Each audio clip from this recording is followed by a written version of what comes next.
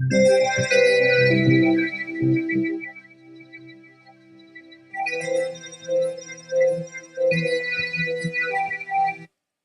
think that's enough of that for now.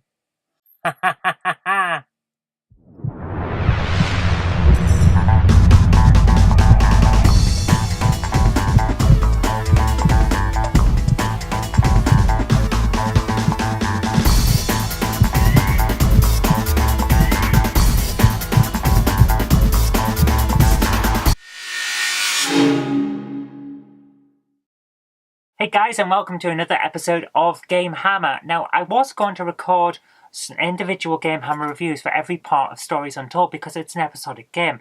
But I managed to do the first part review that because it's pretty much standalone. But there's the problem. The rest of them aren't. They build and build and build to the final part. So I decided that the best thing to do is just cover the whole thing in one go. So here we go. Start to plug in the various cables and leads. Computer is all set up and ready to go. Part 1, it's pretty much a standalone thing, which is why it's the demo. I believe it's possible to play that and enjoy it and not have to do the rest. It's really good. I enjoy it. It's got a clunky interface for its motif of an adventure game. And yeah, you get used to it, but it's a bit clunky at the start. What are the exits? Okay, this is taken being an old adventure game a bit too literally.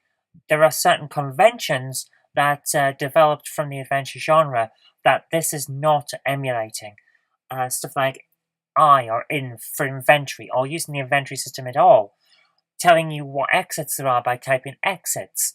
Using exam for examine. It's not right. It's like it's one of the first ever games, and it's not very good. Part 2, and this appears to be a majority opinion amongst people because I've read through the comments on Steam and things like that. Part 2, Episode 2, is not good. I'm sorry guys, it's not good. It demonstrates every single thing that's wrong with this game. This is the most boring horror game I have ever played. And I played that Slender thing and it was boring as hell. There's nothing here of interest. It's got a clunky interface. It doesn't seem to go anywhere. It meanders. It repeats things a lot, and what gameplay is there is quite dull and ineffective. There's a part where you have to turn a dial, and that's the main part of the game. You turn a dial, which means you hold down the mouse button and push upward on the screen. That's it. That's the whole thing. That's all you have to do. And it gets annoying very quickly. Then it moves on to another text adventure thing, but the interface is just as clunky as before.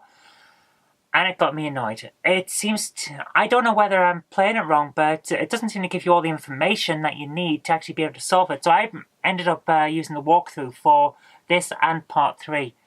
It's just a bit annoying, a little bit clunky, and it could have done with a bit more play testing, let's put it that way. But it's a cheap game, I can understand that. They're doing it on a budget, yeah, budget games, production values. Well, it's certainly the most tricky of puzzles here. The only puzzle is getting the interface to do anything, because it's not written by someone who actually played these kind of games, is it? It's not written by someone who actually played adventure games. It's like you've had adventure games described to you by someone who didn't play adventure games. So, Episode 2, I recommend you get through it as quickly as you can. Use a walkthrough if need be, because it's not good. It has information that's used in later on, but it's not good itself. So, move on to Episode 3. Episode 3 was very interesting. I kind of liked it. Yes, some of the information requires you to try and read something that isn't easy to read. It's really, really not easy to read. But if you can get through that and use a walkthrough if you can't read it properly, I had a bit of a problem. And also, turn on subtitles. I cannot stress this enough. Episode 2, Episode 3, and Episode 4, turn on subtitles. Because if you have hearing problems like I do, you will not understand what's going on in this game. The sound that's used doesn't work very well. It's and I won't say it's not recorded well, because I think it is recorded well. It's just the effects that I put on it for radio noise and coming through speakers, things like that. It doesn't work for me. So turn on subtitles. You'll need them. Take that as a yes. Calm reply. You should be able to hear you though. Can see activity registering, so your voice is definitely going through. The information that's given out is very interesting. The way episode 3 puts the story together is very interesting, except for the final part where, and this will come up in episode 4 as well, it's not immediately obvious what you're supposed to do, and the interface isn't very good. Okay, we can't go up there, so let's go back.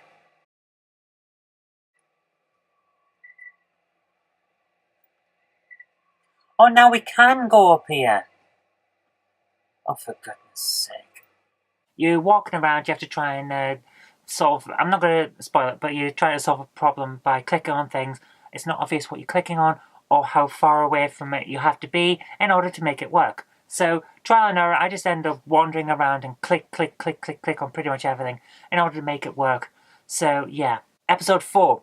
This is a good one. Starts off with a nice twist. I enjoyed it. Very well done. It moves through the various episodes and retreads them, and you get an idea of why the information you were presented before is presented the way it is. Gives you a lot of good feeling on what was actually going on that you didn't get before. It's very good. It fills in some of the blanks and actually puts the story together very well. I really felt it when it went all in on the punch to the gut for the resolution of the story, and my goodness, I will not spoil it. It's lots of twists and turns. I will not spoil it, but my goodness, that game, it really goes all in, 100%. Oh my goodness. It's a story that I'm going to have with me for quite a while, I'm pretty sure of that. Because, oh my goodness, that resolution, wow. But it has the same interface problems as episode 3. The wandering around parts and trying to click on things, it's not always obvious whether something's going to work or whether it's background stuff and is not supposed to be interacted with. It's also not obvious whether you're clicking on the right part of things that you're supposed to be clicking on.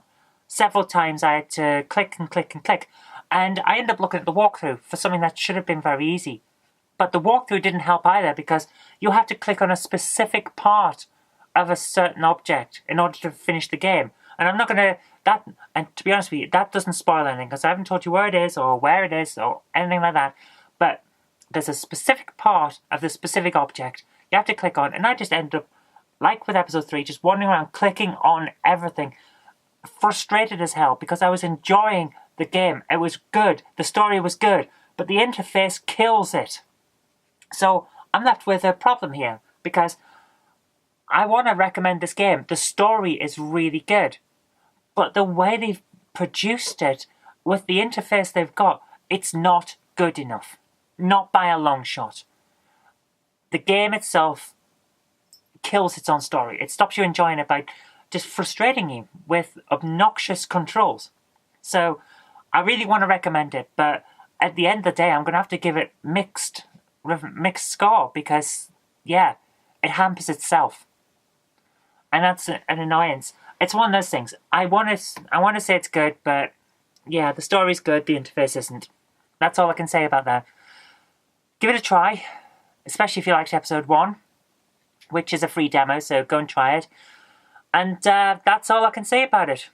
Okay, guys, sorry that I couldn't be on a positive, because I like to show you games that are really great. And this one, I think, really could be if they could just fix some of those interface issues. But anyway, that's a budget game. You end up with budget production values, like I said. So, thank you very much for watching. I hope you did like this. And if you did, remember to click that like button, share it with your friends so that they'll know a good game when they see it, and do subscribe for future videos, because there will be more in the future. But until next time, I've been Zoe Kirk-Robinson. You've been watching GameHammer on the Knobmouse channel, and I'll see you later. Today's video is brought to you by my graphic novels, The Collected Life of Knobty Mouse, Volume 1, All Over the House, Volume 1, and All Over the House, Volume 2. Thank you.